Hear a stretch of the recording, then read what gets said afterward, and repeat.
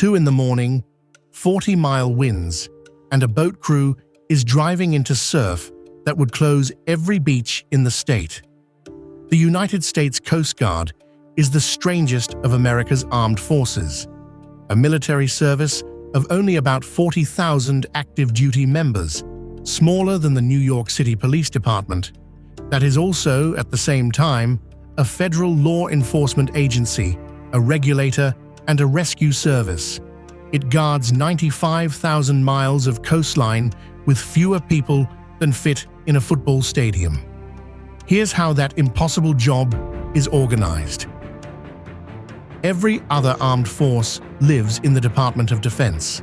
The Coast Guard doesn't.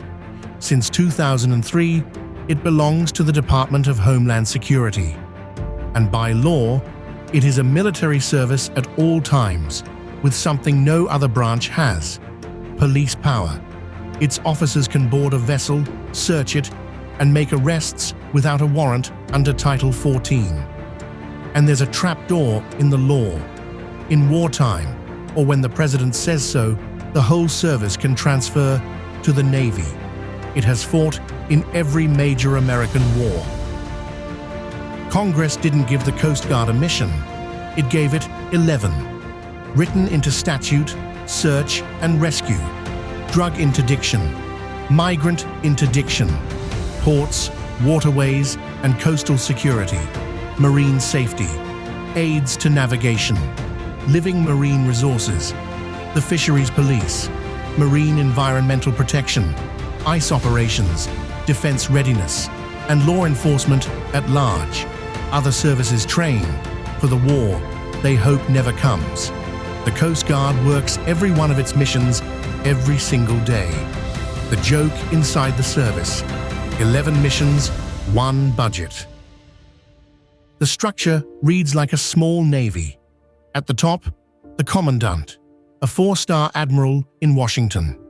Below, 2 area commands, Atlantic and Pacific, splitting the world at the Rocky Mountains.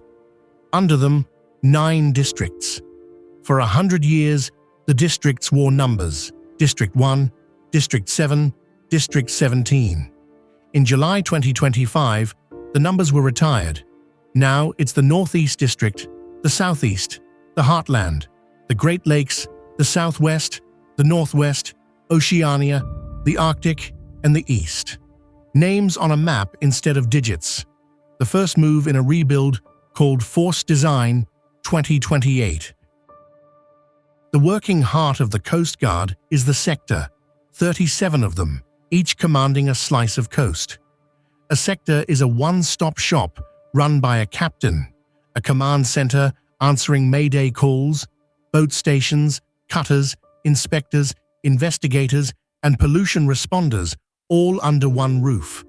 One side prevents disasters, inspecting ships, licensing mariners, policing waterways. The other side responds when prevention fails. Prevention and response married in every port. When anything happens on the water in America, one sector owns it. Scattered along every coast, around 200 small boat stations, the corner firehouses of the sea. The standard tools, the 47-foot motor lifeboat, built to roll completely over and come back upright, and the fast orange response boats. A handful of stations sit on coasts so violent they're designated surf stations, and their coxswains chase a qualification almost nobody earns: surfmen, licensed to drive a lifeboat through 20-foot breaking waves. Their unofficial creed comes from the old life-saving service: you have to go out. The rulebook adds, you don't have to come back. Anything 65 feet or longer is a cutter. The fleet is a ladder. At the top, national security cutters, 418-foot white ships that patrol the Bering Sea and the drug corridors for months. In the middle, the new offshore patrol cutters, replacing ships older than the crews sailing them. At the bottom, dozens of fast response cutters named for enlisted heroes. And in a class of their own, The icebreakers, Polar Star, 50 years old, still smashing a channel to Antarctica every year while new polar security cutters are built. About 250 cutters total. The Navy has more admirals than the Coast Guard has large ships. 24 air stations ring the coasts. The white and orange fleet, MH-60 Jayhawk helicopters for long-range rescue, smaller Dolphins for the surf line, C-130 Hercules for ocean search, and ocean sentry patrol planes. In the back of the helicopter, the aviation survival technician, the rescue swimmer, trained to jump from a hovering aircraft into 15-foot seas and pull strangers out alive. Their school washes out most of the class. Their motto is quiet, so others may live. Search and rescue is a system, not a scramble. Every Mayday flows to a sector command center or a rescue coordination center, where controllers run the math of survival. Drift models, water temperature, time. Assets launch in layers. Station boats first, helicopters next, cutters diverted, aircraft overhead. The Coast Guard runs thousands of cases a year and saves, on average, well over a dozen lives a day. The service measures itself in a single ledger: lives saved, lives lost. It is the only military branch whose main enemy is the ocean itself. Far offshore, the Coast Guard is a police force with cutters. Boarding teams ride small boats onto fishing vessels, checking nets and licenses. Law enforcement detachments ride Navy destroyers because a warship needs a Coast Guard badge aboard to make an arrest. In the Eastern Pacific, cutters hunt semi-submersibles running cocaine north.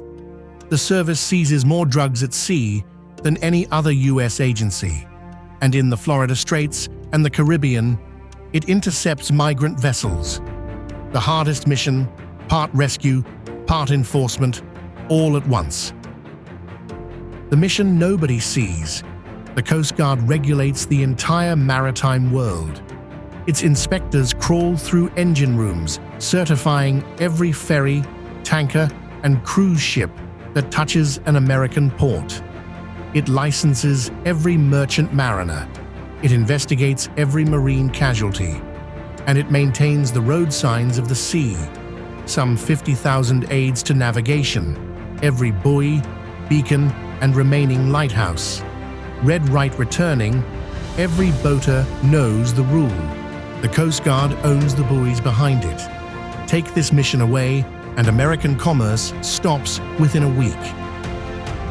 The service keeps a spear point. Maritime security response teams, counter-terror units that fast rope onto hostile ships, maritime safety and security teams guarding ports, port security units that deploy overseas, and a squadron of 6 fast response cutters based in Bahrain, patrol forces Southwest Asia. The Coast Guard's largest presence outside the country, policing the Persian Gulf alongside the Navy. Add the ice operations in both polar regions, and the smallest service covers the planet. The people system is Navy grammar with its own accent. Enlisted members train at one boot camp, Cape May, New Jersey. Officers come from the Coast Guard Academy in Connecticut, the only service academy with no congressional nominations. Entry is pure competition.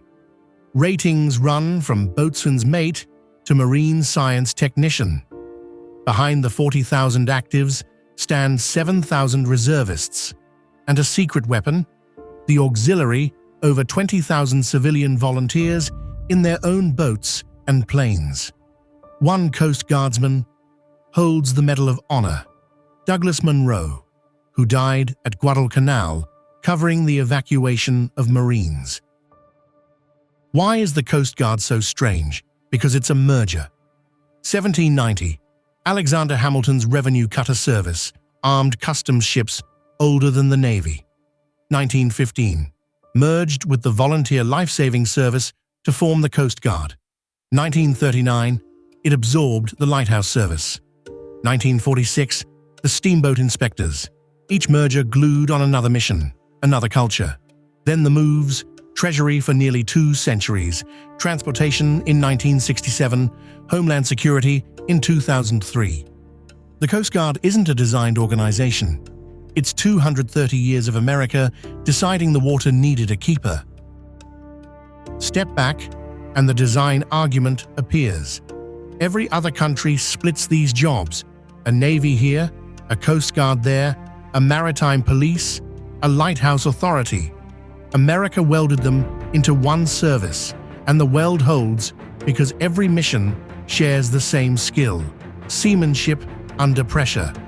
It's chronically underfunded, perpetually stretched, and now growing. Force Design 2028 plans 15,000 more members and new icebreakers for an opening Arctic. The motto has never changed: Semper Paratus. Always ready. For what? That's the point. For everything.